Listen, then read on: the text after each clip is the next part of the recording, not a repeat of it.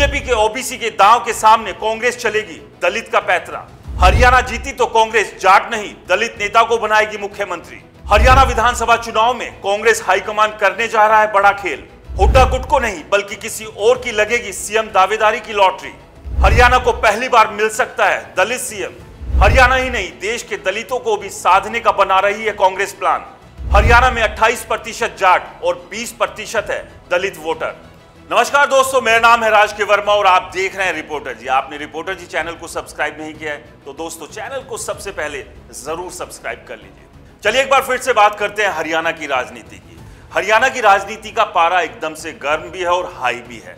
पारा इसलिए गर्म है कि अक्टूबर में विधानसभा चुनाव होने हैं और इन चुनावों को जीतने के लिए पूरा जोर पूरा दम तमाम पॉलिटिकल पार्टीज ने लगाया हुआ है।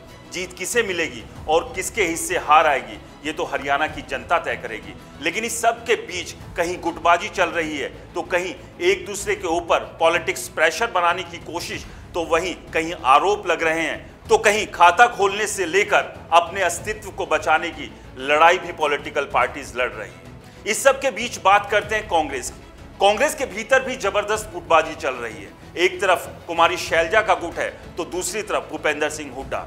एक तरफ एसआरबी गुट है तो दूसरी तरफ भूपेंद्र सिंह हुड्डा का गुट, और ये दोनों ही गुट आपस में भिड़े हुए हैं और साथ ही साथ मुख्यमंत्री की दावेदारी भी लगातार ये ठोक रहे हैं। लेकिन अब सवाल ये है कि क्या हरियाणा में कांग्रेस जीतती है तो कांग्रेस जाट नेता को मुख्यमंत्री बनाएगी, या फिर यहां पर कांग्रेस हाईकमान एक बड़ा उलटफेर करते हुए बीजेपी के ओबीसी कार्ड के खिलाफ दलित कार्ड खेल सकती है, जिससे न केवल हरियाणा के दलितों को साधने में कामयाब हो पाएगी कांग्रेस, बल्कि देश भर में भी एक बड़ा संदेश दे सकती है। लेकिन अब सवाल यह है कि क्या हरियाणा में जाट वोटर्स की नाराजगी कांग्रेस झेलना चाहेगी, क्योंकि 2014 के चुनाव में बीजेपी ने जब जीत हासिल की थी तो जाट नेताओं को तवज्जो ना देते हुए मनोहर लाल खट्टर, जो कि पंजाबी बिरादरी से आते हैं, उन्हें मुख्यमंत्री बनाया था। और उसी के बाद से जाट लगातार बीजेपी से नाराज चल रहे हैं, क्योंकि जाटों के हाथ से चौधर जो ले ली गई थी, और ये नाराजगी तब और ज्यादा बढ़ गई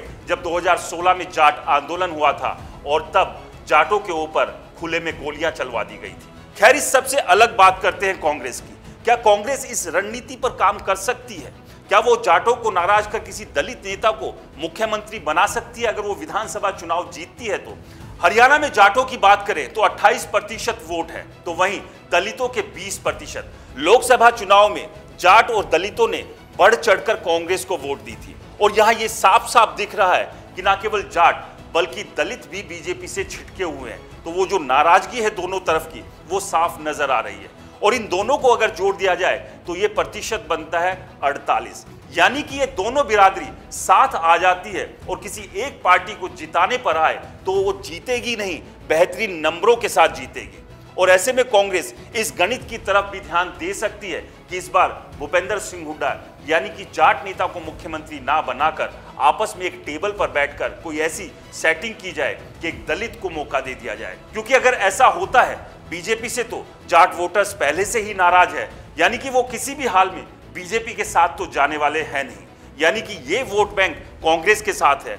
लेकिन अगर दलित नेता और खास तौर से कुमारी शैलजा को सीएम उम्मीदवार बना देती है तो दलित वोटर्स भी कांग्रेस के हिस्से में पूरी तरह से जुड़ जाएंगे। और अगर ये वोट बैंक मिल जाता है तो इसके अलावा बाकी बिरादरियों के साथ से जो जीत का नंबर 46 कांग्रेस को चाहिए वो 46 से 86 भी पहुंच सकता है। और ऐसा नहीं है कि कांग्रेस हाईकमान इस गणित के बारे में नहीं सोच रहा है। कांग्रेस हाईकमान को लगता है कि इस बार भूपेंद्र सिंह हुड्डा या उनके गुट के किसी व्यक्ति को मौका ना देकर दलित नेता और खासतौर से कुमारी शैलजा को सीएम उम्मीदवार अगर बना दिया जाए तो फिर ये समझिए कि हरियाणा में कांग्रेस की चांदी ही चांदी है। आपको क्या लगता है, क्या कांग्रेस को भूपेंद्र सिंह हुड्डा या उनके बेटे भूपेंद्र सिंह हुड्डा को सीएम उम्मीदवार ना बनाकर कुमारी शैलजा को आगे करना चाहिए, और क्या इससे कांग्रेस को फायदा मिलेगा? हमें कमेंट्स कर जरूर बताएं। रिपोर्टर जी चैनल को सब्सक्राइब नहीं किया है तो दोस्तों चैनल को सब्सक्राइब करना ना भूलें, क्योंकि हम हैं हरियाणा की आवाज।